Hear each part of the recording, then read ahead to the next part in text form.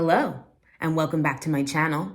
If you are a woman that is not ovulating and you're trying to get pregnant, if you are a woman that is going through IVF or IUI and you are facing some challenges, you need to know Ann Matthews. Today is a little bit different than my usual format because I am interviewing the one, the only Ann Matthews from Energy Tree Studios in Toronto, Ontario. She has helped women as an acupuncturist and traditional Chinese medicine doctor, like hundreds and hundreds of women get pregnant when they were told it's not possible, when they were told they waited too long, when they told their AMH, their FSH, they've been told all the things. And Ann Matthews routinely gets them pregnant. And so she is one of my colleagues, she is one of my friends, and she is someone who I look up to tremendously in my field. And today, we're conversating.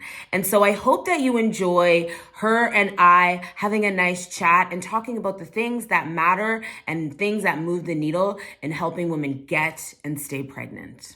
Enjoy. Happy to do this. Oh my I gosh. love everything that you do. You're so good at your job, so I love it. I'm so happy that you're here because I love you. I'm so glad that I know you because I feel like it adds to my credibility, quite frankly.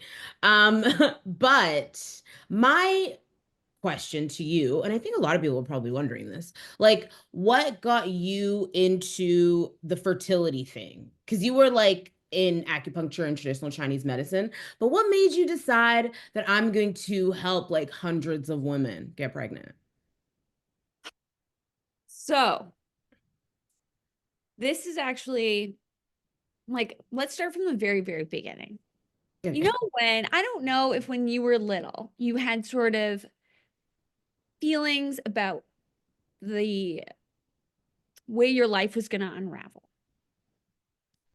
Yeah. I had this weird knowing that I had this strange fear actually of surgery, of Oh, from being small.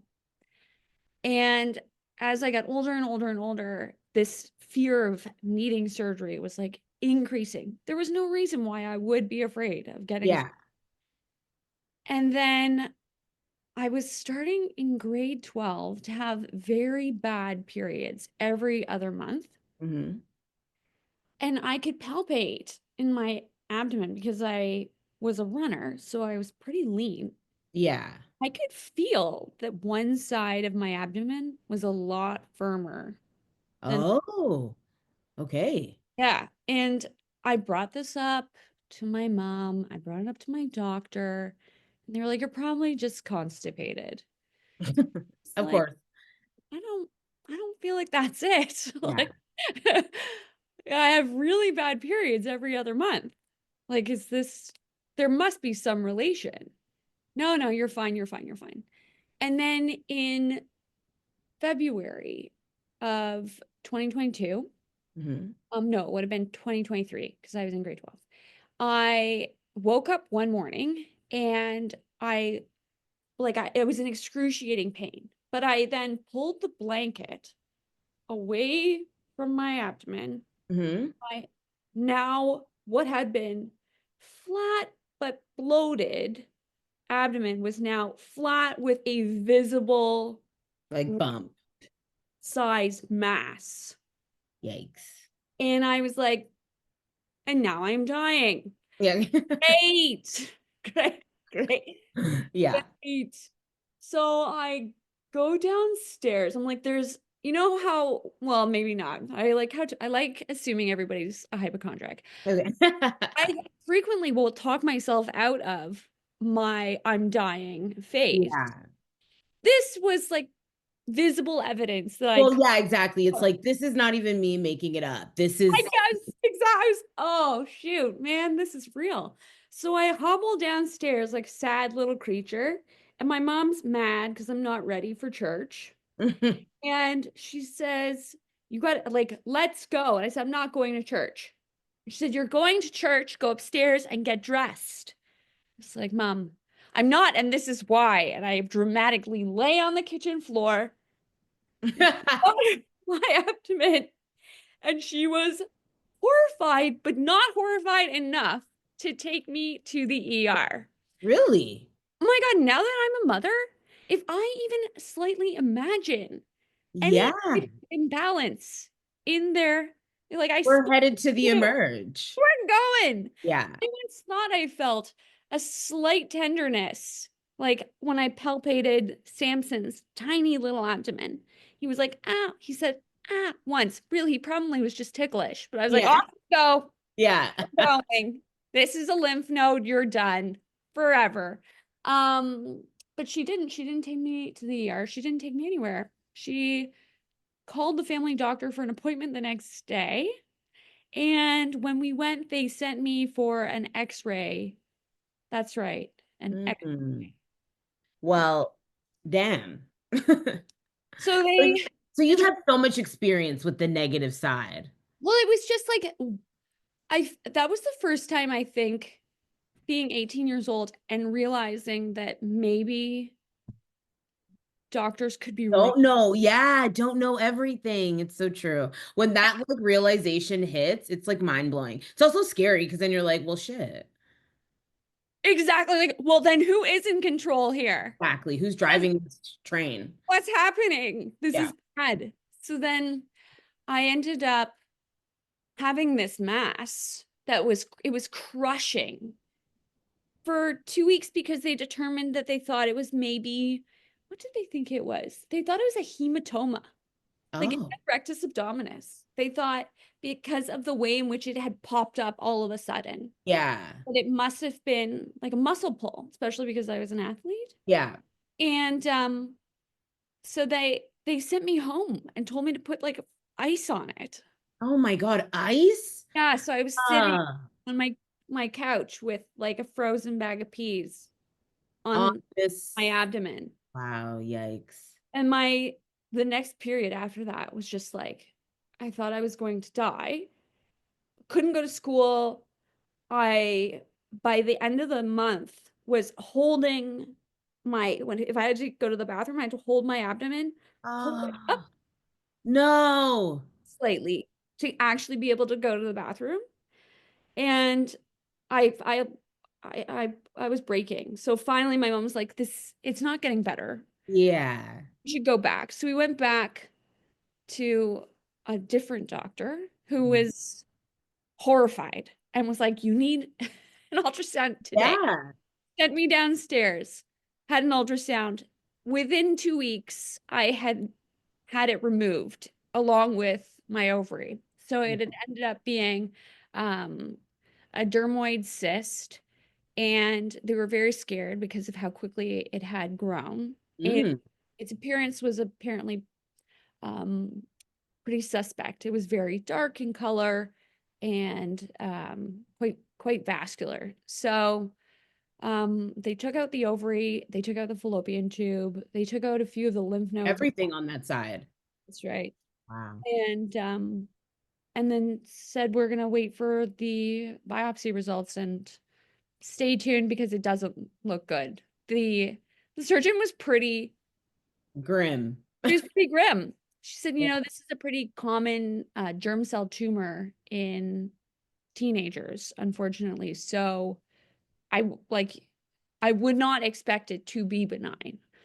But for whatever reason, and I think we've established at this point, not an optimist when it Yeah. comes to my health. I genuinely thought I'm This gonna is be it. fine. Oh, Like you thought we are gonna be fine. yeah, I did. I thought to myself, I think this was the lesson. Like this was the surgery and Hmm. now it's done and I feel pretty good about it. And it gave me a real direction. Like I feel very lucky because, subsequent appointments, when you are able to the juxtaposition between like you're gonna die and you now only have one ovary, Hmm. because the success rate of the survival rate of that cancer is Oh, well, yeah. it's bad. RIPN. RIPN. So I'm going to die. I might have a hard time having kids. Who cares? I Yeah, don't care. I'm exactly. 18. I don't even know if I want kids. Yeah. But it helped really put that into fast forward because now I knew, okay, I think I will want kids. I really do want. Yeah. It certified the decision for you. Yeah. And now I'm gonna have to take really good care of myself because I, according to this gynae, Dr. Wade, I'm gonna have a really hard time because Mhm. they did all my hormone testing, determined, my AMH was really low, which would make sense. Because you only had one ovary. Yeah. Um, and so they didn't give me the option that I think they would have if this had happened today, which would be to freeze my eggs. Hmm. And I feel extremely grateful for it having happened then and not now, because I think had it happened now with what is available on the internet and the fear mongering and the fact that fertility is essentially business, not Hmm. health, I would have been a totally different person. Oh yeah. You would have been beat up by the system for That's right. sure. So when I went to go and become, there were, a myriad of other events, including but not limited to my own father passing away from leukemia and Mhm. my not wanting to use my science degree from Queens to further um, like medical school. I didn't want to do that because I hated the hospital. Like with Well, yeah, and you had that experience and you're just like, I don't want to be a part of that. Yeah, I really did not want to be a part of that. So I was dabbling, I had finished one undergrad, went to finish another. Then I was like, now what? So then I ended up going to Vancouver and working as a nutritionist at a gym. Mhm. And it was there that I had a lot of clients that were really struggling with fertility. Mhm. The ones who were successful were going to this acupuncture clinic called AcuBalance Oh. and by Lauren Brown. And because of my own concerns around my own fertility, I was, Mhm. maybe I'll go see Lauren Brown. So off she went. And he gave me a book called Making Babies by Jill Blakeway. Uh, Mhm. I'm and going to like that. Making babies. yeah, Making Babies by Jill Blakeway and Dr. Sammy David, Mhm. the godfather of IVF. And in the introduction, Dr. David discusses his not um so he actually performed IVF and immediately after his first retrieval thought to himself, I don't like this. Like this isn't how I want to practice. And he Mhm. talks about this in the introduction about how he felt like there was so much more that needed to be done before that point and how Mm. he play more of a detective role. And that Nice. really stuck with me. And now more than ever does that feel more and more important. Uh, Mhm. but it was like 2000 and I guess 8 at that point. And I went back to school, got a doctorate of Chinese medicine and was working at Lauren's clinic as his little baby intern from Cute. 2009 until I graduated in 2013. And then I went to Victoria and had a RAC. So I've had my own practice and I Mhm. focused mostly on fertility, but it wasn't until this timeline of my life, so boring, but 2018, Mhm. because I refused to establish myself as a fertility acupuncturist without having the board exam from the American Board of Oriental Reproductive Medicine to prove that I actually knew what I was talking about. Talking about, yeah. 'Cause there's so many naturopaths. Like I had somebody coming from a naturopath in Toronto, it was on Tuesday, who was told that this naturopath could feel her endo. Oh. But I mean, like, okay, so that like brings up an excellent point because there's so many naturopaths, there's so many people that come into my business and they're like, well, I went to a naturopath, so like I've done everything. I've done all of the alternative stuff. And it's Mm. like, well, no, because a lot of naturopaths still don't know like how to eat, how to teach you how to eat, how to like a lot of them also take like a very clinical approach. Mm. And so that they're influenced by, some of the like Western conventional stuff that is actually getting in the way, I would say, of like people having like a harmonious journey to I also conception. just like a lot of alternative practitioners, you and I are kind of on the fringe in that I don't feel the need to kiss anyone's ass. Like, I Yeah. don't feel the need to be harmonious with a fertility clinic that I know is doing harm. Well, no. And I get asked all the time, people are like, you should partner with a fertility clinic. And I'm like, they would not like me at all. They would just No, have to look back at some of the stuff that I post and they'd be like, nah, we don't I like was her. supposed to. I was supposed to. I was promised that this clinic was going to start looking into reproductive immunology and offering that to their patients in terms of like diagnostics. And I waited and I waited and I waited and I waited. I actually designed an entire space for them that was going to have community acupuncture. Here's the tea. And I was very upset when they said, no, we're not going to do that. We're not going to include We did midwife. my last interview on your podcast when you were having those discussions Yeah. with And I was like, I'm out. yeah. If you're not gonna be at the top of your game, I'm not gonna be dragged into that. Yeah, don't get me dirty with your mud. Like, Exactly. no, no, thank you. Pay for Okay, so who is let's, unqualified to run a community acupuncture clinic. but also too, Love. what makes me annoyed is that it's like when you think about the cost associated working with you or working with me, it's like nominal compared to what some of these clinics are charging. And I had a friend who actually worked with me, got pregnant completely naturally, she exactly dust. But she was told like, okay, we'll take the egg out, we'll retrieve an egg, we'll send it away for all of this testing, and then we'll take his sperm and we'll like fertilize and we'll make this perfect embryo and all of this. And it's like that was like gonna be like 50K. Now, not once did they ask her like, "What do you eat?" He had H. pylori and had done like a crazy round of antibiotics. They hadn't done his DNA fragmentation, like all of these things before that could have been done and suggested, but instead they go to like the most expensive option first. How often do you see that? All the time. The number of patients who have come in who have already done a retrieval and made embryos and have not had DNA frag tested, but have tried and had multiple failed transfers of both tested and untested embryos. And when they go and they get what the frag was, because they were told, don't worry about it, it Yeah. was fine. And it's in those cases, more often than not, it's not fine.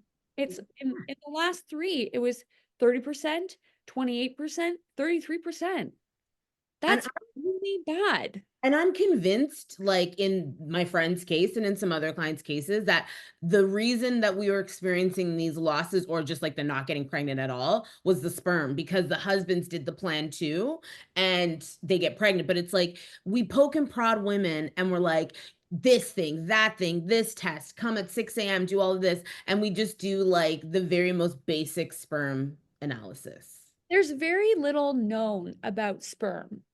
Like DNA frag is only now getting the attention that it should have been getting 5 years ago, 10 years ago. But the problem is a lot of the clinics, they have very immature and growing andrology components to their Mhm. clinic. So they don't offer DFI. No, totally. So they have to send out to like a, And they also because oh, but And then do because that. they don't test, they also just say it doesn't matter. That's Because right. they don't have the diagnostic, instead of saying, we'll take that, we'll send it off, we'll get it done, they're like, oh, well, that doesn't matter. And it's like, well, no, just because you can't charge them for it, you're not going to do it. I run into that as well with like reproductive immunology. Like a lot of the clinics say that they treat reproductive immunology concerns, so there's no point in testing for it. The kitchen sink approach is Isn't my least favorite because it doesn't work. for the most part. And also, it puts a patient in the frame of mind that you have done absolutely everything. Exactly. Therefore, they are now doomed. Exactly. But to your point, from if you peel back the layers of fertility and then you think about the basics of a good egg cell and a good sperm cell, and you just focus on the science of that, just that, that's where it all begins. So Mhm. much of the time, yes, it is an environment component, but why are we starting with that? If you Right. have seeds that are compromised, it doesn't matter if you plant them in the most beautiful soil of all time. Doesn't matter. You have to look at each component of a fertility puzzle, and they don't. Well, and that's why it's like an integrative approach is so necessary. And also, like, speaking again of like immunology and like inflammation, I was just talking to a client today and she had a loss, but hadn't gotten pregnant. And then we got her there, but then had a loss. And so she had been saying that like she had endo, and she had some scar tissue. And I'm saying to her doctor, I'm like, that has to be looked at because that can be inflammation that's just in the body causing more issues. And then finally, she went to another person and they took it out, and now her inflammatory levels are like so much lower because she's not carrying that. And again, I think it's like we have to look at, is the body baby friendly? We look at the egg and we do all of that testing, and that's so important. And it has to be integrated with, is that person's body ready to receive the good egg, quote unquote, that we're putting in there? Is that for the most part, almost nothing is known about eggs.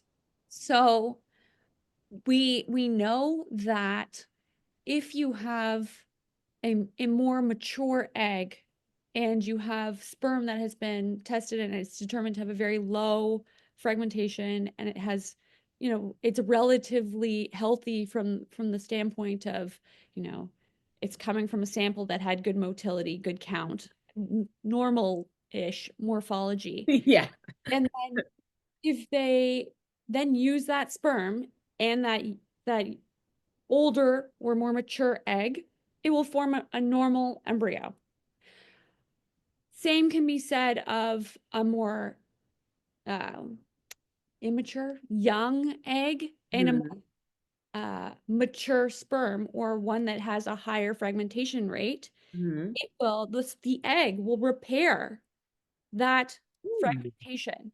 So it's not that the egg is good or bad. Like one of the markers of a good egg is simply whether or not the egg is able to spare the mitochondrial energy to improve The the sperm. garbage sperm. Oh, If you then focus on, let's give that egg as little work to do possible. as possible, the likelihood of creating better embryos from either like a PGT standpoint, Hmm. actual testing standpoint, because I hate when people come in here and they're like, my embryos were graded very poorly. I'm like, it's a Yeah. beauty contest. No one cares. Yeah, exactly. Some of the most hideous embryos have created the most I glorious. was just gonna say, like, I was conceived when my mom was like a teenager, and my dad and her probably were drinking. My mom didn't know she was pregnant for like ages. So I'm sure that I was probably one of those situations. She had lots of energy.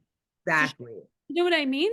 But speaking of energy, that's why something, again, have making sure that we're keeping the energy in our body by virtue of like things like blood sugar balance, gut health, liver health, but also like supplements. I know that you recommend things like coenzyme Q10 Yeah. for the mitochondria. What else do you suggest people do for like that energy from like a Chinese medicine perspective? So I have a very evidence-based approach, which isn't to devalue Chinese medicine, but I don't use a lot of the more traditional aspects that I learned in school, um, simply because I found that for the most part it doesn't work. And Okay. Scathing. like I tried for the first 4 or 5 years of my practice to look at tongues and to, take the pulse and I found like it honestly, it gave the medicine, I thought, in my opinion, um, like a sort of a magical. Hmm. I know what you mean. Like it seems like it was mysticism as opposed to like, Mystical, like fortune telling, mm. look at the tongue. How did you know that I went out drinking last night? It's like, because your tongue is stained with red Yeah. wine. Like, it's not If because, you've got a red wine mouth, girl, like, that's why. or people will come and they're like, my other practitioner said that she could feel in my pulse when I was pregnant. So I'm like, oh, was it confirmed with a blood test? And they're like, no, never. I'm like, oh, okay, cool, cool. So it was just That's just like that's old slippery pulse. And I'm sure there's a lot more competent Chinese medicine practitioners than but I have to just use what I found to be effective, which is I use a lot of evidence-based points. I actually was really one of the silver linings of COVID was the number of studies that were carried out as to how acupuncture was able to reduce pro-inflammatory cytokines in the body wow, gorge. and very specifically at points that were traditionally used for energy. So, like Mm. V6, for example, a point in the lower leg. And it's funny because when they tried to use points that are traditionally used for fertility, obviously these were like animal-based studies, but they were using them in the abdomen. And like all jokes aside about putting a needle in a mouse and having the mouse die, because obviously, but Yeah. they were to scale, which is kind of cute if you think about it. But these tiny little mice with their tiny little needles, the ones that got the acupuncture needles to scale, in the leg, were able to recover from the sepsis that they was created in their body in the lab by injecting them with a toxin, like a biotoxin. Whereas the mice that received the same injection of the same bacteria concern actually died when they received acupuncture in the abdomen instead. So Oh, yeah, interesting. it was able to prove that certain points and the efficacy of certain points for inflammation, for example, they're not the points that you would traditionally use in Chinese medicine for inflammation, because most of those points are points that reduce heat. So, like, for example, Li11 is a traditional point for reduction of heat. And I found it to be helpful when you're treating in dermatology concerns, but not fertility. So it's very interesting. If Interesting. my own practice, I found a lot more success using points that are not traditionally used for Mm, for fertility. I Um, also tell people to like avoid cold. I don't tell people to wear socks, keep their abdomen warm. I'm not a good component. Like I can't promote that. I turn around practically naked. yeah, I Like, know. You're like I often see that. Like I'll just be like, Anna's doing a lot of cold things. yeah. I'm a warm, like I hate to be cold. It's like, but I just feel like that's my, just how I That's your jam. You know what I mean? Like, I yeah. don't feel like you can't treat Eastern medicine the same way that Western medicine is peddled, which is that there's a one size fits all. Oh no, there's no You one. know? And I mean, if I have a client that is, struggling to conceive, like her periods are really heavy, like there's some of those things, and I'm like, okay, well, maybe we're not going to cold plunge because Right. there's probably a circulation thing going on. But that's not for everybody. But like Right. generally, Yeah. No, I never tell anyone who's trying to conceive to cold plunge ever. oh my God, yeah. Gals that have an autoimmune disease, like the loopy gals, um, we Lupus for everyone wondering what Ant's code is. make lupus cool. Um, but for the gals who are trying to conceive, I don't tell them to cold plunge, but I don't tell them not to cold plunge from a Chinese medicine standpoint. I tell them not to cold plunge because your uterus is not a vital organ. You don't need it to survive. Exactly. So, blood will not be shunted to your uterus if you are in a cold tank. It will be Okay. shunted to heart, lungs, Yeah. Your extremity. keeping you alive. I feel like you should be not putting your body, it's also like it induces a stressful state. So if cortisol is an issue and you found yourself with a long follicular phase because your cortisol is suppressing your estrogen, then it's probably not a good idea to pop yourself Totally. into a coal plant. Totally. Mhm. But again, like you said, it's very like individualized. But again, these are things that when you go through the fertility clinic track, you're just not going to get this type of like care, as I like to say, because it's like someone because there is so much going on the internet, so many conversations around fertility, it's so easy to be confused. And I think that someone will look and be like, well, that person is saying like everyone should do this. So I'm Yeah. going to do it. But then when it doesn't work for them or doesn't move the needle, then they internalize it as like, well, I'm broken. Nothing works for me instead of like that thing failed me as opposed to I failed. And so Yeah. it's like having that just like overall, like for anyone watching, like mindset of like, I have to find what works for me. I have to understand myself and then go forward because that's like kind of the best way to put your approach together. The, the most important thing for anyone in fertility, I had a new patient yesterday. She'd started trying in 2020 and she has done multiple rounds of IVF, multiple rounds of IUI. She's had 4 failed embryo transfers. And the problem, she's a young woman. She's only 36. She was 31 when she started. And the problem is that no one has taken it on themselves to find the problem. Totally. Fertility challenges can all be solved. And I think one of the reasons why acupuncture aside, because acupuncture is very beneficial in that it can help with improving AMH levels, increasing them, improving FSH levels, decreasing them, improving estrogen levels, increasing them. You know, but at the end of the day, I feel as though one of the most important things that my patients get from me is this sort of Sherlock Holmes detective aspect. Mm, I take the time to listen to them totally. as a human being because sometimes it can be something as simple as tell me about your allergies. Yeah. Tell me But about the histamine intolerances that you have. But even like I had a client that I said like tell me about your digestion. She's like, "Oh, I've been asked about this before." She's like, "I'm regular." I'm like, "Okay, well what does regular mean to you?" And she's like, "I go every 4 days. So I'm regular." I'm like, "No." I was like, "See, but that's again, that is the difference between having a conversation with someone because she's going every 4 days regularly, so thinking, well, I'm not constipated. I don't get stomach aches or anything, but not realizing that anything like that is constipation at its like finest. Yes. And Yes. so, but it's like having someone be able to like actually help you understand what's really going on. Because it's like if you're not getting pregnant and you think it's like, well, my digestion is fine. It's like, well, maybe let's try and understand what fine means and if it actually is fine. Yeah. No, that's exactly it. A lot of the times it's something completely unrelated, or so you think. What do you think? Ability.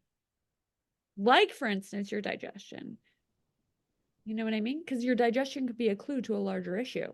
Well, like even for me, like my terrible eczema had to do with like mineral deficiencies, but also like a ton of like when I started doing like gut and like liver healing because I had crazy out food allergies, all of those resolved as my skin resolved, which again is like a clue that it was probably something going on with the environment and not necessarily the food that I'm Yeah. Yeah. Yeah. Yeah.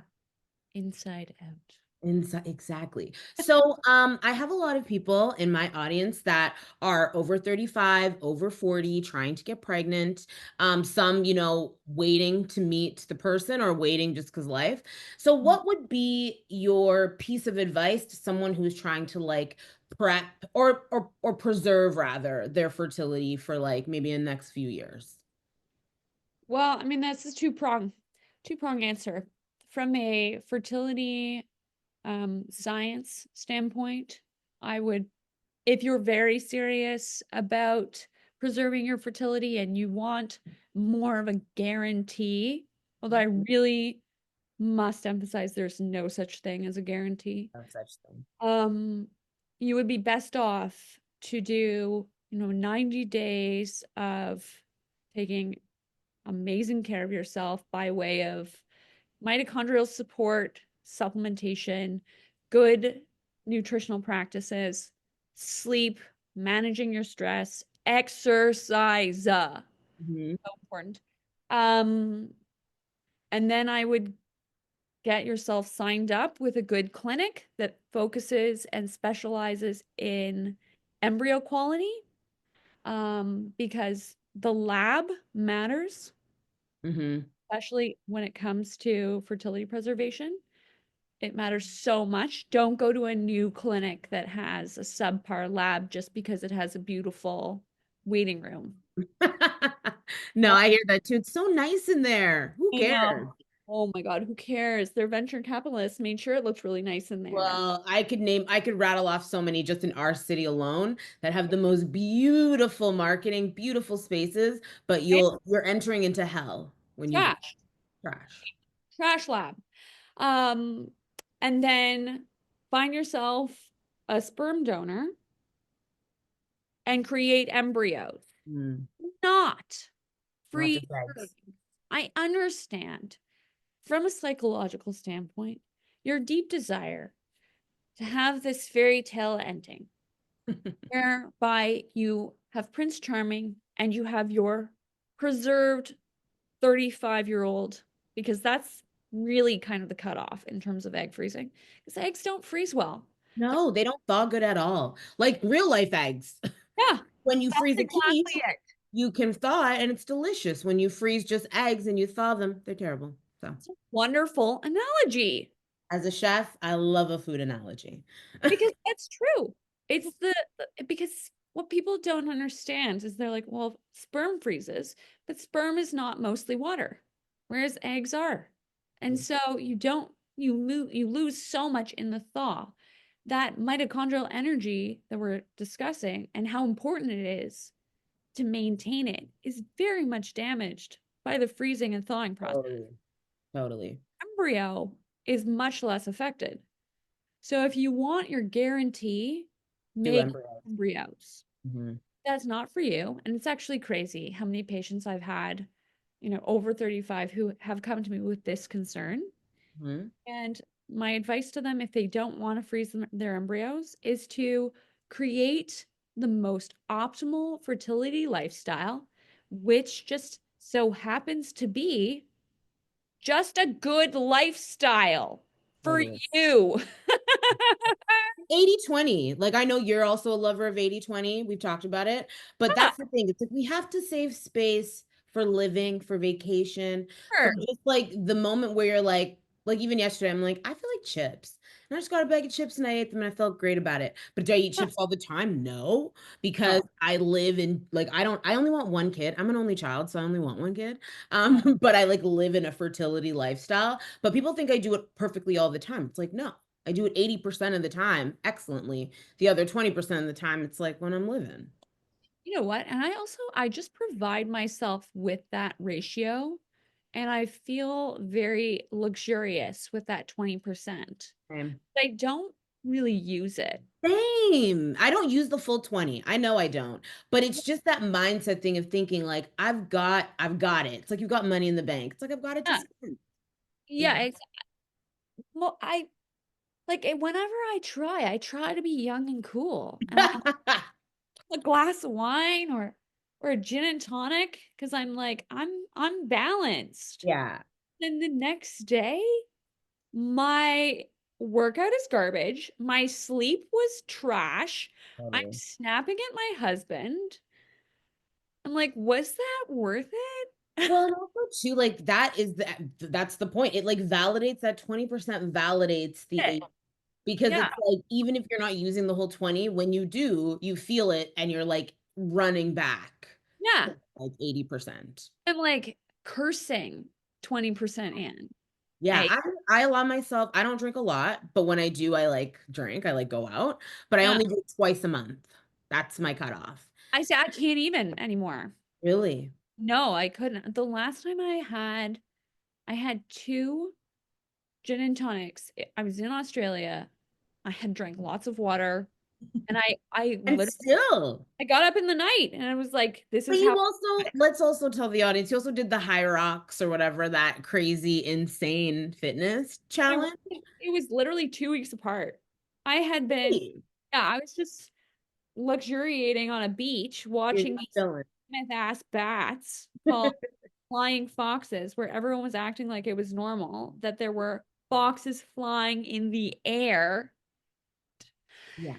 Down under, they're a different breed as far as like the things they deal with. I'll take the bears and like things we have in Canada any day. They weren't even, no one was looking up. I was like, are these tonics bad? Like foxes in the air. But no, that was the last time because I woke up and I was like, that was not worth it. I Yeah. wish I had magnesium. Oh, I always say the day after my one of two drinks a month, drinking entities a month, I always say like my body's empty, but my heart is full. Because it's usually like I'm dead. Right. That's it. Yeah. But No, all this to say, it's like the perfection. I actually think people who approach with perfectionism are often my toughest clients, I would say. I'm sure you can agree, because it's like you don't just like when you give yourself that, you also give it space to work. Because when you're trying to be perfect, you're just like doing all the things, but you kind of have to let it be for a sec too. well, their 2 week wait just becomes impossible because when you're trying to be perfect all the time, and I'd really like if this could be a PSA for anything, it would be that your 2 week wait, you can just continue living as a normal person. You can keep drinking and you can continue your exercise routine as is. Like, unless you've had an embryo transfer, you can just keep being you. Oh yeah, like if you're just trying to naturally conceive, I would actually encourage you keep being you, because you don't want to shock your body in any way and you just want to live. You also, if you are living 2 weeks at a time because you think there's any scientific validity to that, and you're the first week, or, managing your period, the second week, you're managing your sex schedule, and then Mhm. the next 2 weeks, You're you're managing, trying to you're not, looking at your betas. Like I had one client and was testing like spotting, all the time. you're And I on literally said, I was like, we have to just wait till the doctor's appointment at this point. Because it's like we're making ourselves crazy. Yes, that's it. It's like, of course, you're gonna feel like this fertility journey is taking forever because your life sucks. Make your life suck less, Yeah, and yeah. your fertility journey won't be as hard. Well, and I say it all the time. This work that like I help people do, that you help people do, it's so that you feel good in process. Yes, Like the enjoy. notion that you feel terrible and you feel it's like this clinical experience, you're treated like a number. It's all about like just do it now. Like Yeah, uh, I just yeah. feel like that makes you feel shitty. And then if you don't get the outcome you wanted, well, then you've gained nothing from the experience. But at least in this instance, it's like we are cultivating a feeling of where you sleep better, you have better skin, you are in harmony with like your life and your hormones, and you feel like you can live, and you're also trying to get pregnant. Not That's they exist separately. the other approach feels so much like you have a square peg, round hole, and you're just hammering this person who's not there. They're Totally. not ready yet into Totally. this box, and they become less and less of themselves. Whereas if you help them become, that round Mhm. peg by shaving off the issues and finding where the imbalances are, where the fertility holdup is, Mhm. continue to live a life in which they're feeling better and better, then by the time it comes to conception, it's literally, you don't even need a hammer. It just slides through. Yeah, exactly. And it's like I had a client, she said to me, she's like, and she was 41 at the time, and she was just saying like, I feel like this experience is like punishment for waiting this long. And that made me so sad for her, because it's like, well, no, you like are finally with someone who like you want to have a kid with, and you are like having a crack at it. And it's like we can't, instead of like being like, I deserve this, and so I'm just going to stick with it, it's like you can stand back and say like, no, I want it to look differently, because it Yeah. can't. 100%. 100%. And also really pushing for all of the like one of the things you have to keep in mind once you're over 40, just get all of the Every diagnostics. time. Every test. Go to Tripod. Go to Tripod and get all of the testing, because Dr. D, Dr. Chloe's hashtag not sponsored, care about their patients and will actually put in The the time. time to listen to you as a human being. And that way, if you're over 40, because the worst, I had someone who was at a different clinic that claimed to do immune, and she did multiple rounds of IVF with them. Um, and when she came to see me, because she was at that clinic, I said, "Can I see your immune results?" And she said, because everything else was unexplained. And she said, "Oh, Mhm. I've never done that. I don't even know what that is." Oh, So here she'd been from 30 to now over 40 with the same clinic. They'd never done her immune testing. that's They so. kept on doing the rigmarole And of it's also too, like, that is truly the definition of insanity. We are doing the same thing over and over and beating this woman's like egg quality down, spirit down in that's the it. process. And it's like, I mean, I And always say that, like, sometimes we got to switch clinics. We got to just like cut our losses and go somewhere else. eventually when I asked her for the results, she then went back to the doctor then and said, "Can I do immune testing?" And they were like, "Oh yeah, I guess we could do that." So they did it. And guess what the problem was?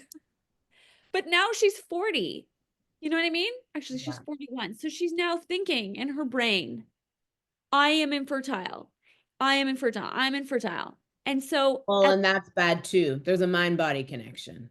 now when you have convinced yourself that this is your identity, and you are at the disadvantage now of having an egg that doesn't have that same level of energy, Totally. then now it is going to be more challenging. So like get that testing done right away. Mhm. Right away, and then focus on creating the best possible cells that you can. And don't put up with shit when it comes to the sperm. Don't. He's Totally. like, he cannot have 20% if the 20% is smoking weed, smoking cigarettes, like wearing tight pants, saunaing. No, sorry. You have to be, if you are the sperm, you have to be as good as your partner will be when she is pregnant. Would you Yeah, be mad if she was totally. smoking sauna? Smoking, drinking, exactly. That 3 months, like even six. Some of my clients even say, if you really want to do it, let's do six. Do it. And it's like if your man is taking 6 months to just like do it, that is gonna be some of the like most pristine sperm you're ever gonna get. And if it's not, because like get a DFI done at the beginning and then get a DFI 3 months later. And if you notice fragmentation is not improving, off to a urologist we go, ASAP. And it's so wild to me. So many patients, they're like, "Oh, but what if they find something wrong?" It's like we need to find it. What? Yeah. But that's like, I understand that, and it's like they just don't want to hear another bad thing. And I understand that fear, but it's like that fear is you got to get over it. You can't use bad ingredients to make a good meal. Exactly. You'll get sick. No, you'll get sick. Exactly. Okay, so my last thing is like we talked about, you did, is it High Rocks? Is that what it's called? Yeah. High Rocks. Okay. So, what are you? So you say exercise while you can exercise throughout, and I also believe that. But like, are there exercises that you don't recommend for people that are, struggling to conceive? So I have a 6-week program. It's called the Energy Makeover. Even It men do it. I just want to do a plug here. Even men do it. One of my really good friends, Ryan, does it every year. Love him. So yeah, men even. it is the reason why I brought it back was because of this very question. It is focused on it's like 25 to 30-minute workouts. You can do them all in your home and they are intense, but not so intense that your cortisol levels will increase. And what I do is bad for fertility. It's not good. I It's know it is. it's not good for fertility. You have And 6 kids, so you're I fine. You're that's right. good. I've been waiting to be able to do this because I was trying to have those lunatics from like 2010 to I had finally Ari in 2022. So that was like a good chunk of my life where I was mostly doing, body weight to medium weight, Mhm. never really extreme amounts. I will say if I had polycystic ovarian syndrome, I would have been able to push myself a little bit harder Mhm. from an interval standpoint, Mhm. just because I would have had concerns with my insulin, which actually benefits from more cardio, more high intensity interval. Turning it off. Um, but there's certainly, I also don't really recommend that people do hot yoga because I don't think it benefits Mhm. you My to, parents love hot yoga, and I hate it. you're losing all of your electrolytes. Like, Well, and and they tell you they like literally police when you can drink water. Like I looked that woman dead in the face, and she's like, "No water yet." I looked at her and I said, "You're not telling me not when to drink water." that's nuts. It's nuts. Cult like. Yeah, it is. Right. No. And then I also, but from a sperm standpoint, um, I've anecdotally found a lot of men who do a lot of cardio, Mhm. even up to like even what appears to not be a lot to somebody who has previously done more intense exercise, like a 5K a day is a problem. Oh, Um, yes. hiking is an issue. And it's not just my anecdotal findings, it's actually published, and I will send it along with my patients when they come in and they tell me they've had recurrent loss.